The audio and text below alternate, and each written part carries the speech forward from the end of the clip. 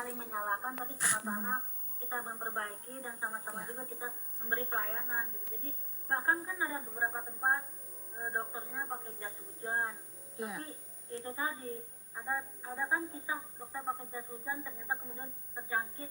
Nah kita juga harus mengerti dokter-dokter ini juga punya keluarga, ya punya anak di rumah. Ya, jadi ini kondisi serba salah. Harusnya itu tidak boleh terjadi kalau persiapan cukup baik ya. Jadi saran saya adalah kepada pemerintah, kalau memang sudah menunjuk suatu rumah sakit sebagai rumah sakit rujukan, segeralah dipenuhi hak-haknya agar mereka juga bisa melakukan kewajibannya. Baik, bagaimana dengan rumah sakit non-rujukan, Dok? Jika memang kemudian ada pasien yang datang ke rumah sakit non-rujukan, bagaimana prosedur penanganannya? Nah ini juga sering terjadi ya, pasien kan nggak tahu kalau dia COVID atau bukan, apa dia Betul.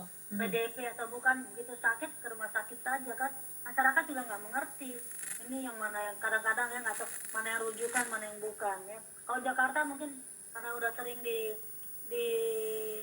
diinformasikan, tapi saya nggak tahu apakah di daerah juga masyarakat tahu harus pergi kemana. Jadi satu sosialisasi, kedua juga sekarang bukan saja rumah sakit rujukan yang harus menyediakan APD, tapi juga rumah sakit swasta. Karena apa? Karena banyak PDP yang salah masuk gitu ya. Bukan salah masuk, tapi memang karena tidak tahu.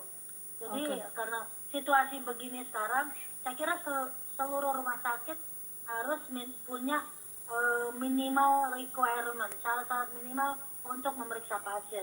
Minimal punya N95 lah, atau gaun. Dan gaun nggak mesti astronot juga kan.